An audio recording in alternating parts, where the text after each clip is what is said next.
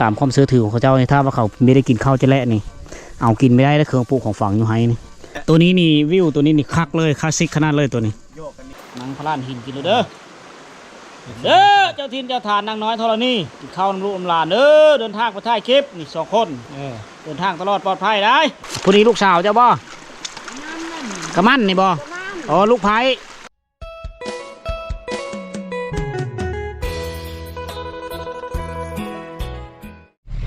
เอาบรรยากาศแถวนี้นี่คักทุกคนเลยถ้าว่าเพลือได้มาสัมผัสโดยตัวจริงในแห้งกระเต็กมีเฮอเว้าตัวนี้เฮาอธิบายไปถือว่ามันคักนั่นเลยสำหรับซุมเฮานี่มันมีความสุขในการเดินทางเฮาได้เห็นการดำรงชีวิตของพี่น้องชาวลาวในชนบทเนี่ยโดยเฉพาะคือชนเผ่าบรูนะมีอีเถกหนึ่งนะสิพาทุกคนมาเบิ่งคือกับเถกไม่เท่าแหละเขานี่ก็กำลังเทาะโหงปูมาเดือยเชื่อปูมาโถเชื่อหอนย่ามมันย่ามหน้าหนาวเขาจะมาการฝาดอยู่นี่ได้แล้วสัตว์ป่าหลายได้ผูนี่ยาวไปเรื่อยก็จะตรงข้ามกับ บ้านนั่นพี่ช่างบ้านหน้าพอได้เนี่ยโอ้คือเจ้าของเถงเลยเนาะเนาะคือเจ้าของเถงเนาะไปเลยไปทางเลยมาลิ้นไปเลยโอ้จะด้วยแล้วบ้างเข้ากินน้ำเลยวันนี้ยั่วป่ะเบอร์แม่เจ้านี่แหละเตียงก็ได้นี่แหละบอลพักบอลเช้าเด้อบ่ตุกเฮ็ดเลยปลาตัวเถียงหน้าเราเฮ็ดซ่านคักลีอย่างนี้ถือว่าจะคักมีคักแล้วก็ประมาณนี้แหละตัวนี้นี่วิวตัวนี้นี่คักเลยคลาสสิกขนาดเลยตัวนี้อันนี้ในมานอนเขาเจ้าไม่ได้คอยมานอนดอกนี่ส่วนหลายเขาเจ้ามือเป็นเพลงแต่เถียงเฮ็ดสำหรับพักเศร้าในย่ามมาเสียย่าหายทุกคนมีซ่านมีบอลระบายอากาศเรียบร้อยเห็นมันงามก็เลยเที่ยวพาทุกคนมาชมน้ำหินจะเป็นหินปูนขาวๆเนี่ยป่ากล้วยป่ากันหลายต้นไม้ใบหญ้าผู้หินปูนทั้งนั้นเลยขึ้นไปนี่ก็เหาะกระแตมีพอได้อยู่ได้กินเขาซื้อเขาเฮ็ดแฮวเนาะแถวนี้ป่ามันต้นปูมันต้นเสือแล้วปูมันต้นปูมาเลยเถียงหายตัวนี้เขาเจ้าไม่ได้คอยมาอยู่ประจำไปเลยพอเพียงแต่เขามาจอบในยามกลางเว้นนะบางครั้งข่าวเขาเจ้ายามฟ้าลมฝนตกเขาเจ้าก็นอนอยู่เห็นสังเกตเห็นห้วยเห็นโหดเห็นมั่วเห็นนึงมีกาแฟผมได้แต่ว่าเครื่องแต่งยูโคกินเขาเจ้าเอามือบ้านเบิดแต่ว่าใบยานี่ป้าไม่ได้ไปเถงเลยเห็นเถงนั้น เป็นพืชที่เขาเจ้าป้าไม่ได้นี่ปูเฮ้ยตั้งนังคักกันดิตั้งนังระเบียงนังฝีกไฟคักขนาดเลยดูได้บอลแต่งยูโคกินเขาเจ้าอยู่นี่เอาบ้านหลังที่2เขาเจ้าอะไรโอ้หลังใหญ่ขนาดเลยเถียงนี่นี่เถียงใหญ่มาชมกับคืนให้เลยหน่วยคู่ตัวนี้เป็นเจ้าของซ้ำเถียงให้ซ้ำเฮิร์ดเลยเนาะมุงยาขาคักแน่เลยตัวนี้ปลูกมะม่วงนี่แหละเจ้ามาที่ให้สวนเอามะม่วงมากินมันส่งขึ้นแล้วก็ฟ้าลาตีต้นใหญ่ที่เขามาทางไห้แล้วเขาปุ๊เชื่อเลยเขากินแล้วเขาป้าในมันไห้โถนี้ใหญ่ก็มูเลยผืนกว้างวิถีชีวิตชาวดอยคนนี่อยู่พุทธแหละแต่ว่าไห้นี่จะเป็นแนวพันธุ์เข้างั้นเนี่ยเอาสิพาทุกคนแวะส้มเบิ้งภาพบรรยากาศในการเดินทางมันนี่ก่อนอีเถียงหน้าเถียงหนึ่งอีเถียงไห้พื้นหนึ่งของพี่น้องบ้านใหม่ผาบังคือกันนะแต่ว่าตัวนี้จะเป็นเถียงที่ค่อนข้างว่าใหญ่นะมี3-4เถียงและ3-4หลังและอยู่ในคล้ายๆคือกับบ้านเลยเขาเจ้าก็ทางไห้ตามโน่นผู้นี่กระปุสิ่งที่เขาเจ้ามาปุนี่คือมีข่าป้าหัวข่านี่เป็นแมนสายพันธุ์เขาปุแถวบ้านเขาได้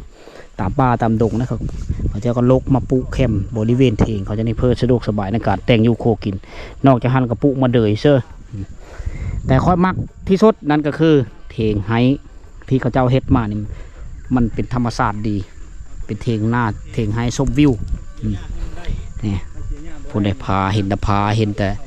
อันนั้นนำเตากาที่กระต้มน้ำกินเธอว่าอยู่บ้านป่าเขาเจ้ามาใช้ชีวิตอยู่ป่าอยู่ดงนี่ก็ต้มน้ำกินน้ำดื่มทุกคนแต่งยูโคกินอยู่นี่ผู้ขอบโคนึงอยู่นี่แหละนอนปีก็มีเอาผู้ปีนอนใช้ชีวิตอยู่แบบสบายชี้แหละอันนี้จะเป็นมะโถผู้เขาเจ้าจะปลูกอยู่นะ มาเบิ่งสายน้ำแหล่งน้ำเขาเจ้าภูเขาเขาเจ้านี่ต้นเขานี่งามเลยส้มพอดีกระปุมะคิดกระปุจะมีสายน้ำไหลเย็นงามขนาดเลยนี่หาหน่อเมาะหน่อไม้ใบอยู่นี่ตามลำน้ำตามลำธารตามเมฆห้วยต่างๆจะมีปูป่าอันนี้แหละแม่เท่าเพิ่นซ่อนอยู่ห้วยแหละในป่าอยู่ในวิดีโอก่อนนะมันก็คักดอกอันนี้เมื่อเริ่มน้ำห้วยไหลน้ำไหลแห้งเขาเจ้าก็ไต่ไปฮันเป็นโคเลย มะเขือกระลายเบิ่งก็มะเขือเต็มเอ้ยพี่เป็นโคเป็นสะพานโอ้โหอันนี้คือความสุขของการเดินทางทุกคนพาทุกคนแวะชมก่อนธรรมศาสตร์งามๆมาฝากพ่อแม่พี่น้องเพื่อเลยไปจากบ้านเกิดเมืองนอนไปอยู่ต่างถิ่นต่างแดนคิดฮอดบ้านเกิดเมืองนอนกะหามาติดตามรับชมสาระคดีของพวกเขาได้นะเดินทางโฮมกับเบ้าตุกวิถีลาวมาเนี่ย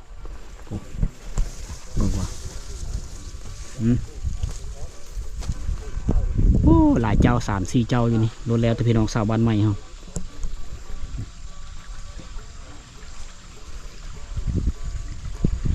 อยู่ในโฮมกลมโมงนี่เลย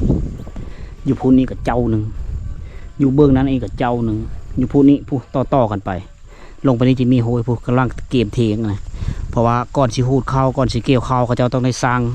ที่พักไว้ก่อนนะตอนนี้เวลา11 โมงทุกคนเลยเป็นตอนเที่ยงละ ยังไม่ทันฮอดใช่เลยเป้าหมายจะห้าสิไปในบ้านพี่หรือบ้านโชคเล่าบ้านโชคเลี้ยวนะเส้นทางเขายังเงาไกลเห็นบ่เลิกงามกับผ้าแวะเห็นบ่เลิกคักกับผ้าส้มทุกคนเลยนะ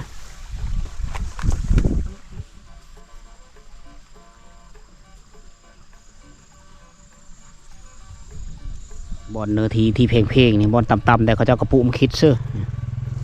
ปุกคือปุกของฝั่งเขาเจ้าพักก็เป็นจะพักยอดทบพักหัวยอนก็พอได้อยู่ได้กินนะในช่วงเวลาที่มาอยู่ในไห้เอา อันนี้ก็เป็นอีเจ้าหนึ่งนะตัวแล้วแต่เขาเจ้ามาดำลงชีวิตจีพีโอ้เบอร์กว่าค่ะนี่คือมันแก้วเต็มอยู่นี่เขาเจ้ามาอยู่กันในหลายครอบครัวนะ อันนี้เต็กมีหดซ้อนหดไส้นี่ถือว่าซ้ำเฮิร์นแล้วได้เบิ่งกว่าเขาเจ้าปุเบไม่วิกเชื่อพร้อมนะจะมีซ้อนมีไส้นี่เขาเจ้าเอิญอรูนี่สาบรูเอิญอรูบ้านเฮาคือไส้กันละนี่มอดแปลงยูโคกินไฟยังท่านมอดคักนี่จะเป็นคูโบมนี่เบิ่งนั้นก็จะเป็นทางพวกเราเฮาเสือบันชกเลี้ยวเดี๋ยวเริ่มปุไม่วิกเชื่อตอนหน้ามันก็เป็นป้าไม่วิกขายไม่วิกเลยโอ้อันนี้คือเถียงเขาเจ้ามากินมานอนอยู่นี่ปุพักนางคูจะพร้อมนี่มันจะงดงามแล้วเขาเจ้าปุเสื้อไห้ได้นี่เขาเจ้าจะไม่นิยมปุอยู่เฮิร์นไปเลยแถวเห็นปี2 ปีปุนอนติบข้าวติบหนึ่งปุงาปุพักนางตู้เสื้อมันต้นตัวนี้มันต้นกินหูกินใบมันจะไม่เม้นมันต้นเขาเจ้าขายอันนี้จะเป็นเบนั้นเบสารป่ารสชาติสีคมๆอ้อมเสือกระดูอ้อมเสือสัตว์สาบาสิ่งต่างๆแซ่บเบิร์ดอ้อมเสือหอยแกงเสือหอยก็แซ่บเสือป่าก็แซ่บอากาศโล่งดีปลูกผักมีซีซ้อมเสือนอนอยู่แบบสบายเลยพูดได้ด้านนั้นน่าจะเป็นป้าไฮลกที่เขาเจ้าเฮ็ดไฮในปีก่อนๆแหละอยู่เบื้องนั้นนะเขาเจ้าจะเฮ็ดไฮวุ่นหมุนเวียนนะเบ้ไม้วิกนี่เป็นเบ้ไม้ชนิดหนึ่งที่เป็นไม้อุตสาหกรรมที่ได้เขาเจ้าปูหูขิงเชื่อนะถ้าว่าตามความซื้อถือของเขาเจ้าเนี่ยถ้าว่าเขาไม่ได้กินข้าวจะและนี่เอากินไม่ได้แล้วเครื่องปลูกของฝั่งอยู่ไฮนี่เขาเจ้าจะกินข้าวจะและก่อนงามมางามเครื่องปลูกของฝั่งปลอดสารพิษทั้งนั้นเลยแถวนี้ไปสีผ้าทุกคนขึ้นไปซอกเบื้องนี้ซอกเบื้องธรรมชาติ มาเห็นแล้วกับผ้าส้มทุกคนเลยมันคือความสุขของการเดินทางโอ้ป ว้าตัวตั้งกว้างขวางจบดีเลยผู้อยู่โน่นผู้ก็มีไห้ผืนหนึ่งมีเถงนะเถงไห้หลังนึงนะอยู่พุ่นนะผู้เตวิลอยู่พุ่นจอมผู้เอาได้มาเห็นหลายสิ่งหลายอย่างกับมีความสุขนำทุกคนนะโอ้แต่น่าเสียดายไม่เห็นชาวบ้านเพิ่นน่าจะไปหาอยู่หากินแล้วยามกลางเว้นในช่วงเวลาที่มาอยู่ในไฮนี่หากินตามนี้แหละตามธรรมชาติตามป่าตามดงทุกคนเลยปีกายในก็เฮ็ดอยู่ฮั่นผู้หินปูนเบิ่งนะห้ามไปจะฮอดบ้านหน้าเขตกรมบ้านผาบังเชียงตุบโอ้ธรรมชาติงามๆวิถีชีวิตในการเอาชีวิตรอดอยู่ผู้ดอยนี่แหละหลายคนก็เคยบอกว่าแนะนำเขาเจ้าเฮ็ดหน้าได้ว่าซันเอาเบิ่งเอาเฮ็ดเลยจะเฮ็ดหน้าได้แบบนี้ย่อมรถมันเป็นเนื้อที่ผู้นะเป็นไปไม่ได้ที่เจ้าจะเฮ็ดหน้านะโอ้ยแดดก็ฮ้อนมาดิเวลา11-12 โมงตอนเที่ยงแล้วทุกคนเลยนะแต่ก็สละเวลาปีนขึ้นมาเพื่อย่างขึ้นมาพูดนิดนึงเพื่อจะให้ทุกคนได้ชมภาพบรรยากาศวิวงามๆนะทางให้ปุ๊บเขาเจ้าจะเฮ็ดเถงปั๊บเพื่อบอลพักเศร้าสนแดดสนฝนนะมือเลยมีเยอะมือบานกับนอนพี่เลยนะในช่วงเวลาที่เขาทางไฮเสียเนี่ยไฮนี่นอนพี่ได้นี่ถ้าเที่ยวมือบานมันก็ไก่มันก็เสียเวลาอันนี้ตื่นมาเลยมันเสียหญ้าโลดมันก็ทันเวลามันก็แล้วไวทุกคนนะเป็นเลยเปลี่ยนเม็ดวะเบิดพลังแล้วบอพลังเลยพลังคนก็เบิดแล้วเนาะพลังคนก็เริ่มเบิดแล้วหาบดเข้าอ๋อสภาพเส้นทางก็ถือว่าในมือก้อนน้ำโทมเลยนี่เอามาพาดเด้อน้ำโทมแถวนี้ไปได้ขี่น้ำขี่โบนี่ตามสายทางรับ4-5 เมตรมันขึ้นถึงเท่าอันนี้คือห้วยตะเปื้อ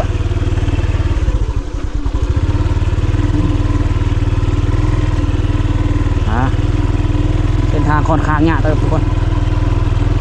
มันมืนเนาะกันทำมาย่ำน้ำฝนนี่เรียบร้อยเลย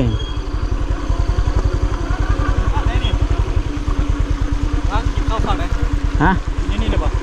โอ้ยอยู่พูนอยู่ห่มพูนฝั่งนั้นเหรอเดี๋ยวฝ่าเบื้องนั้นบนโนนทรายหากินข้าวก่อนทุกคนเลยบะตุกหิวข้าวแห้งแล้ว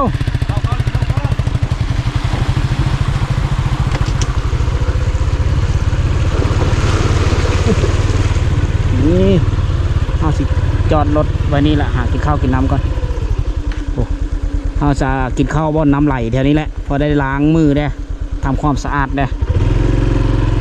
จอดรถไว้นี่ข้าวบะตุกกินข้าวก่อนเข้าแล้วเมื่อหิวข้าวเยาะได้บ่ผู้สาวนะฮะ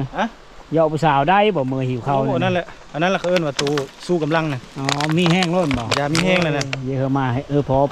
พิ่นพอเด้จะคนเนาะโอ้ธรรมศาสตร์กินบ่อนงามๆเลยทุกคนเลยเฮากินเยอะกินยุไฮแต่มันฮ้อนแดดเฮาก็เลยมากินที่บ่อนน้ำเย็นๆเพื่ออากาศมันโล่งดีเขาเจ้ามาหาลูกไม้แถวนี้ได้นี่เราจะมากินอยู่นี่ละกินข้าวแคมทางกินข้าวแคมห้วยทุกคนเลยนั่นปูเลยเอาธงยางนี่บ่เอากินข้าวอยู่นี่บนน้ำไหล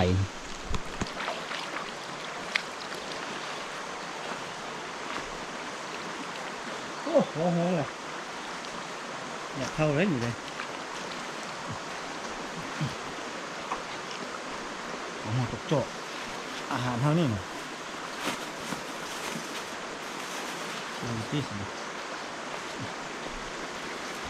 หิวข้าว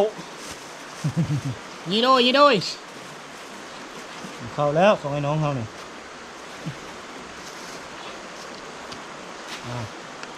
อาหารเท่ามันนี่ชิ้นแห้งเจียวบองนี่จำเขาเด้อจะที่จะทางเขาเด้อเองเลยจำอยู่ติ่งจำหมดแล้วจำมันคือยังไงเอ้ากินซีนั่นได้ซีนั่นได้ตอนนั้นแหละนี่กินอยู่ที่หินนี่เนาะนั่งพลานหินกินเลยเด้อ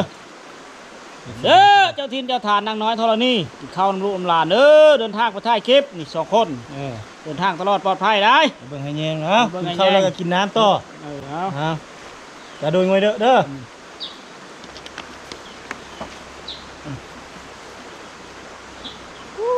นี่หิวครับเด้อเด้อ ข้าวแล้ว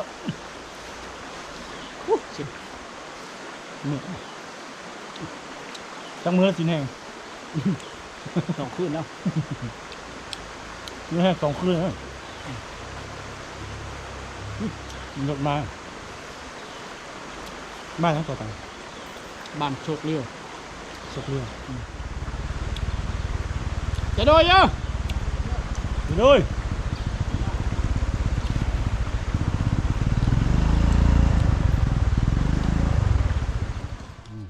เห็นบ่คือบ่กินน้ำลูกน้ำเมย์อยู่เฮิน นี่คือแล้วครับ นั่น กินแล้วเมียครับซินดาก็ได้กิน อยากยังได้กินลาบกล้วยซอยแซ่ นั่นมาทีกินแจ่วบองอ่านกินจุ่มเฮาซีนแห้ง2 มื้อแล้วมื้อนี้เป็นมื้อที่ 3แล้ว มันจะสิ้นแห้งอาหารแห้งๆจะเอามาได้ แม่ค้าอยู่ตลาดเซาเซโปนเพิ่นขายซีนแห้ง โอ้แซ่บ2 มื้อแล้วก็ยังแซ่บเด้อผู้โผนี่มารัดเอาไม่หาลูกใหม่จากโลรู้ มีประกอบนี่เนาะ บอยยืนเบิ่งเสืออยู่ได้อเหรอ สวยแล้วเนาะ บ้านชวน เมื่อยเนาะ แล้วแกเนาะ ไปเด้อไปวัดชวน กระโตน้อยๆผัดเอากระเป๋าใหญ่ เอาง่ายอ่ะทำไมจะได้เงิน ได้เงินเนาะ เออ จำเป็น เอาไปเห็นแห้งแล้วนี่เนาะ เออ หามากองอยู่นี่กระทอกอยู่นี่แปลวไม่อีกบ่ เออ น้ำหนักกระดับ30-40 โลผมมานี่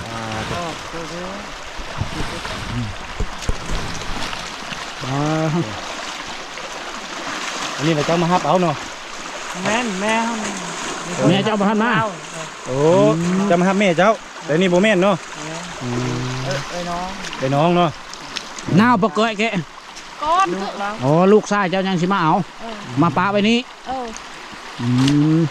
รัดไว้เดิงจูแน่ เออ โอ้ปอกทีวีเลย เออ บอกเรียบร้อยเนาะจะได้เอามือเนาะ เออ ปอกล้างขักแหน่เมื่อละต้มเลย เออ เย่มอันนี้เพื่อจะได้เงินเนาะอย่าต่อเขาเด้อผู้เลือเป็นพ่อค้าซื้อหน่อไม้เด้ออย่าต่อเขาเด้อ เฮ็ดเลยนี่เราเห็นแต่บนตากมันคือว่าง่าย อืม อันนี้เห็นบนหาเลยนี่บนสิไปหาเลยนี่ก็จะเอามาตาก อันนอเริ่มมันหืนเหี่ยวมันสูงก็เอามาเอาเกลียวนี่เกาะเอาปะอินแอนบัดนี้ ป้า แป๊ะมา ป้า เมยได้เนาะ ดูเลย แรกเข้าไป ฮะ ใช่ชมนี่ กินแล้วว่าเขานะจ้าแล้วโดย หนุ่ย ตอนเที่ยง เจ้า ก็ กิ กิ น น แล้วอีก โอ้อ้าวกิน ง่ายๆก็เจ้า โอ้กินขักแหน่เนาะ รับอีกอุปกรณ์หาหน่อไม้เพิ่น อืม เป็นทั้งคอเกาะเนาะ เป็นทั้งผา น้ำฟ้าพร้อมครบสุด เกิดสิได้ลูกไม้มือต้มมือเห็ดแห้งอันนี้เขาเอิ้นว่าน้ำหน่อไม้ไผ่ป้าภาษาบรูเอิ้นอบังสรัง บางครั้งไม่แห้ หน่อไม้ไผ่บ้านโชคเลี้ยวนี่บ่ถูกเจ้านี่ เออ เออเอานี่คือวิถีชีวิตการหาเงินพูนตัวนี้แล้วก่อนเข้าเนาะตะนายยวงเอ้ย หลัดแงวนายไหวจู่ เออ อืม ช่วย ตอน ชู้ ตอนนี้ปอกลูกไม้ทาลูกชายที่เลินเอาเดินรถไปอีกฮะปอบาระไหนปอ เออ โอ้ปอจะตรึบไหน เออ เสาเลยปอกลูกไม้ทาลูกชายนี่เจ้ากับลูกชายบ่มาเอาบ่ฮะ เฮ้ยเฮ้ย ลูกเคยโอ้พอดีลูกสาวเจ้าบ่กระมันนี่บ่ ประมาณ อ๋อลูกไผ่ ลูกชาย ลูกไผ่ลูกชายมาเอาบ่แม่นลูกเคย พอดีลูกไผ่เพิ่นอันนี้เอา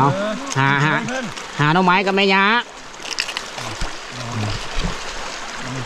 นี่แหละพวกเลยจะมาเป็นเคยเข้าบรูนะ หาลูกไม้ได้ต้องระบุป้าลูกไม้เก่งไงก็เลยจะได้มีเผาบรูเด้อ ต้องต้มสิไหมเนาะแล้วเราเมื่อต้ม ก็เลยมักผู้บ่าวเผาบรูก็ต้องมาบุป้าลูกไม้นะพระเจ้าแบบนี้แหละ น้ำเลยนะน้ำไหลมาจะพุ่งเนี่ยต้ม อ๋อ อะไร อันนี้คือสายน้ำสองสายไหลมาประกบกันอยู่นี่อยู่นี่จะมีทำมีหัวก็ทำเพื่อบุกึบบอก ไม่ใช่ป้า เกิดขึ้นรุกคำว่ารุกนี่ความหมายของภาษาเฮาก็คือ มันเป็นทำน้ำรอดทำน้ำรอดแล้วเวลาฝนตก หลายๆมือติดต่อกันล่ะขี้เยื่อเบอร์ไม้เบอร์ต่อไปอัดไว้ไปอัดทำบนน้ำรอดนะแล้วน้ำนี่ก็จะยื้อขึ้นมาโทมสายทางแถวนี้โทมบานได้สังเกตเห็นปุ๊บระดับ 5-6 เมตร ระดับน้ำขึ้นไปสูงเดือนก้อนๆนะทุกคนนะเพื่อจะไปมาแถวนี้ต้องติดตามสภาพดินฟ้าอากาศเด้อขายน้ำกัน ขายได้มาเลยน้ำกันปั่นกัน ปั่นเงินกันบ่กระแปะพระช่างเนาะโอ้ มีคนลูกไผ่ เฮาแก็บเป็นคักเนาะแม่ยากับลูกไผ่เนาะไปน้ำกันเลย บ่อนั้นเนาะมาซ้ำมาเท่าเนาะเองเนี่ยเนาะไม่ง่ายได้หลายกว่าเนาะ อันนี้ของเจ้าอันนี้ของยานั้นของลูกไผ่โอ้แม่ยาแข็งแห้งเนาะหาไว้ ไผ่นี่อันนั้นคนบ้านไหนลูกไผ่นี่ ฮะ ทวีแรกกับมันเลย บ้านข้างแดงข้างแดง บ้านท่าแดง บ้านข้างแดง อ๋อ ทางแดง ข้างแดง บ้านท่าแดงนั่นแหละเขาเอิญ โอ้บ้านท่าแดง คือบ้านไม้หัน ได้มาแต่คุณเนาะ โอ้มาเฮิร์นโผอยู่พี่เนาะจักปีแล้วมาอยู่น้ำเจ้านี่ การเดินกับบ้านท่าแดง มุงนอดอะไร มุกกะมอตอนนี้ปีเคิงแล้ว มาเป็นพลเมืองบ้านตะเปื้อเลยเนาะ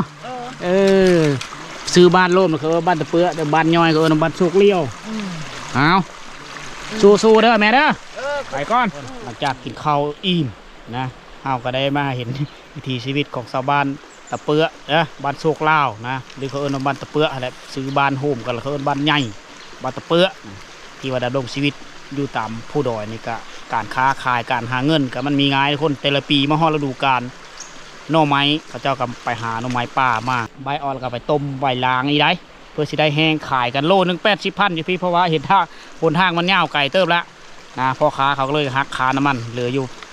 โลนึง80,000ตะแห้งเรียบร้อยนะในมือก้อนกับโลนึงโลละแสนนะเพื่อจะได้เงินก็สิได้จะได้เก๋ได้แป้งโน่ซื้อเครื่องนึงของถือเฮลุเฮเต้าไปห้องห้ำเฮนอันนี้คือที่มาของเงินผู้เป็นแม่นี่ต้องลำบากบุปลาลูกไม้ผู้เป็นลูกเพยนี่คือกันเพื่อจะได้เงินอันนี้เขาเจ้าหาน้ำกันได้